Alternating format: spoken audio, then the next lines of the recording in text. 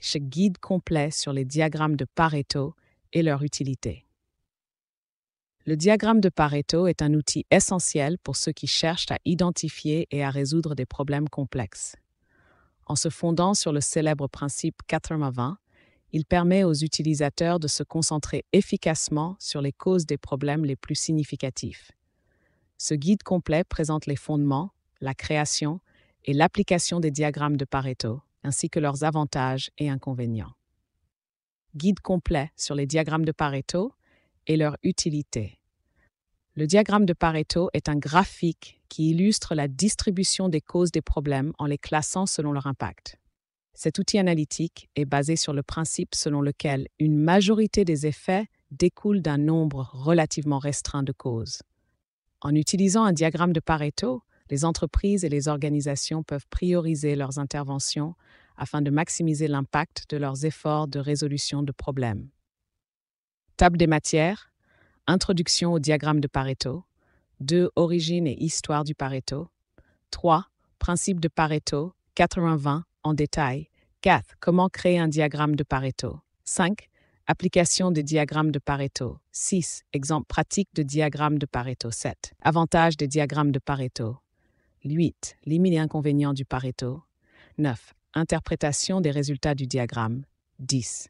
Merci de votre attention. Introduction au diagramme de Pareto.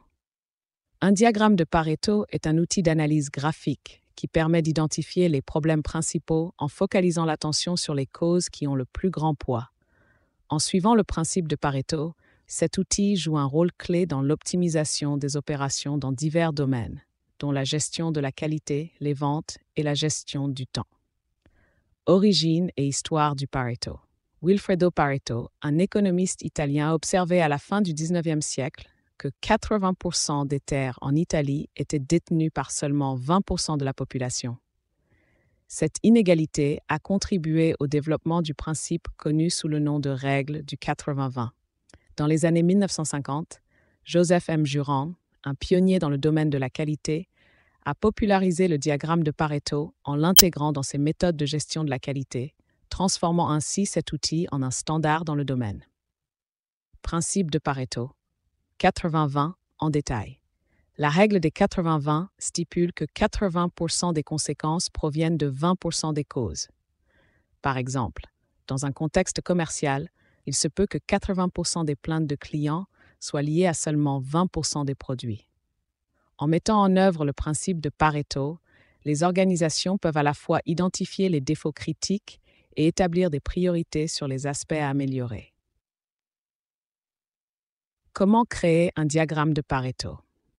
La création d'un diagramme de Pareto commence par la collecte de données sur le problème spécifique à analyser. Une fois ces données rassemblées, il est crucial de les classer selon leur impact. Un logiciel, tel qu'Excel, peut ensuite être utilisé pour créer un graphique en barre qui montre l'importance relative de chaque catégorie de problème, accompagné d'une courbe cumulative. L'interprétation de ce diagramme aide les gestionnaires à cibler les problèmes majeurs pour déployer des solutions efficaces. Chaque application des diagrammes de Pareto. Les diagrammes de Pareto trouvent une application concrète dans divers secteurs, notamment la gestion de la qualité, le contrôle des coûts et la gestion de projets. Par exemple, dans la fabrication, ils permettent d'identifier les défauts de produits, tandis que dans le service client, ils aident à réduire les temps d'attente. Ces outils aident non seulement à établir des priorités, mais aussi à améliorer l'efficacité opérationnelle globale.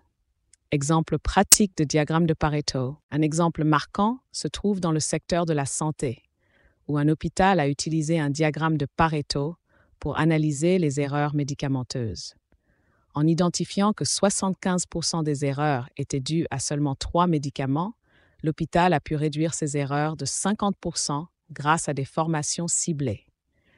Dans le domaine des télécommunications, une entreprise a constaté que 90% des plaintes proviennent de 5 services spécifiques, ce qui a conduit à une amélioration significative de la satisfaction client après avoir résolu ces problèmes. Avantages des diagrammes de Pareto.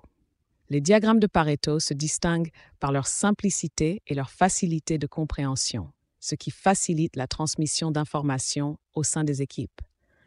En ciblant efficacement les problèmes importants, ils permettent d'éviter de gaspiller des ressources sur des questions secondaires. De plus, ces diagrammes offrent un moyen de suivre les performances au fil du temps, rendant visible l'impact des initiatives d'amélioration. Limites et inconvénients du Pareto. Malgré leurs avantages, les diagrammes de Pareto ne sont pas sans limites.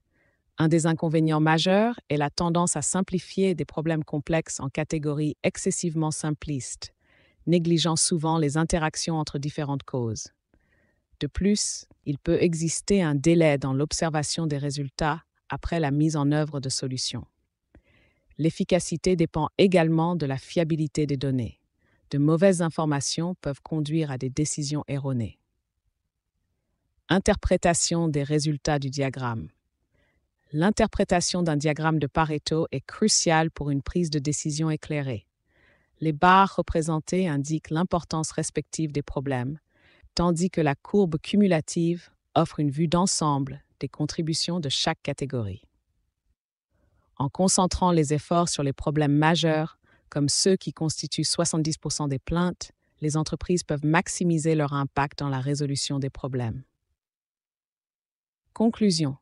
Les diagrammes de Pareto sont des outils puissants qui permettent aux organisations d'identifier et de résoudre efficacement les problèmes critiques.